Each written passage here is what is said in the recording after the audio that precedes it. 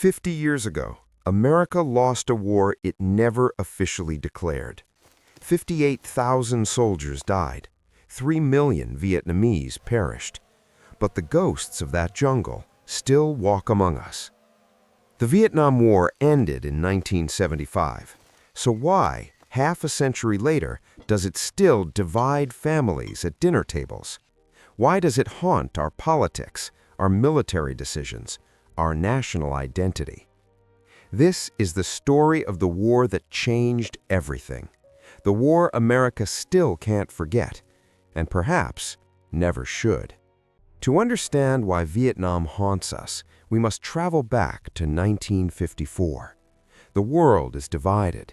The Soviet Union has nuclear weapons, and America is terrified. American leaders believed in the domino theory. If one nation fell to communism, the rest would follow. First China, then North Korea. Vietnam seemed next.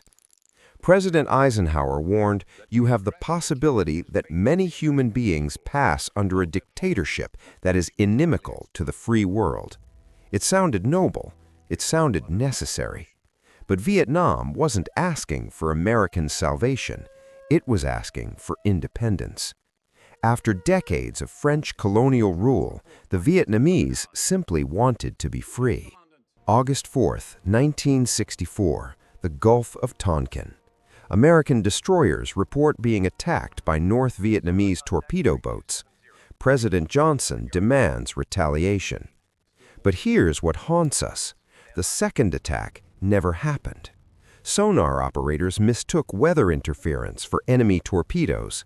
The commander on scene even sent a message, "Review of action makes many reported contacts and torpedoes fired appear doubtful." Johnson knew the evidence was shaky. He told one advisor, "Hell, those dumb sailors were just shooting at flying fish."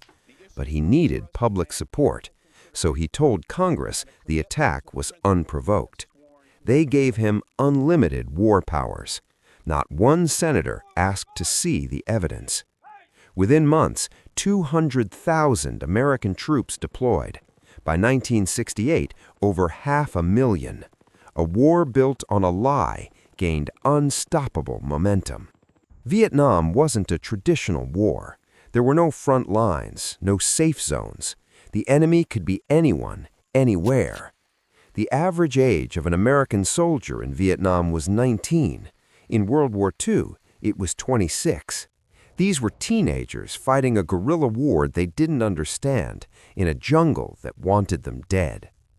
America dropped 7 million tons of bombs on Vietnam, more than twice the amount used in all of World War II. We sprayed 20 million gallons of Agent Orange to destroy jungle cover. The land itself became the enemy. March 16, 1968, the village of My Lai. American soldiers, frustrated and afraid, massacred over 500 unarmed civilians, women, children, the elderly. When the truth emerged a year later, America confronted a horrifying question: had we become the villains? 75% of soldiers used drugs in Vietnam. The psychological toll was unspeakable. The moral certainty that sustained previous generations of soldiers simply didn't exist. While soldiers fought in the jungle, America tore itself apart at home. Vietnam was the first televised war.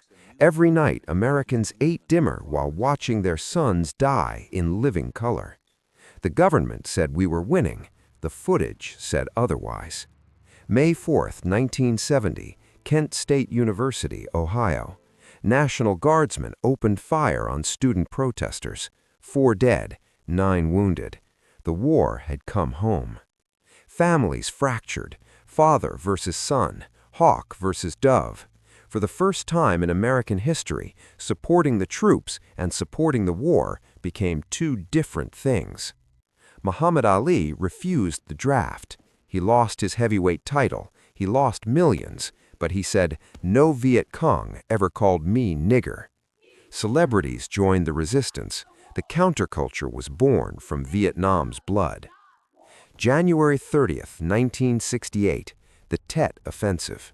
North Vietnamese forces launched simultaneous attacks on over 100 cities across South Vietnam. Militarily, the United States won. The North Vietnamese suffered catastrophic losses. General Westmoreland declared victory, but something had shattered. Walter Cronkite, America's most trusted journalist, traveled to Vietnam. What he saw changed everything. On February 27, 1968, he told the nation, "It seems now more certain than ever that the bloody experience of Vietnam is to end in a stalemate." President Johnson reportedly said, "If I've lost Cronkite, I've lost Middle America." 5 weeks later, Johnson announced he wouldn't seek re-election. The war had claimed another casualty: political truth. April 29, 1975. The war is ending, but not with honor, not with dignity. North Vietnamese tanks rolled into Saigon. The American embassy became a desperate extraction point. Thousands of South Vietnamese who'd worked with America were left behind. Their punishment was swift, their suffering unimaginable. To make room for more evacuations, American crews pushed helicopters worth millions into the South China Sea.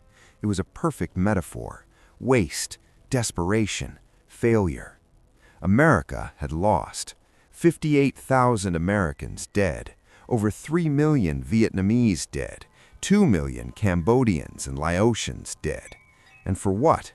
The dominoes never fell. Southeast Asia didn't turn into a Soviet satellite. The war ended 50 years ago, but walk through any VA hospital today and you'll find men still fighting it. Agent Orange didn't just destroy jungle, it poisoned the genetic code. Birth defects still appear in third-generation Vietnamese children. American veterans still die from cancers the government denied for decades. But the deepest haunting is political. After Vietnam, every military intervention faces the same question: is this another Vietnam?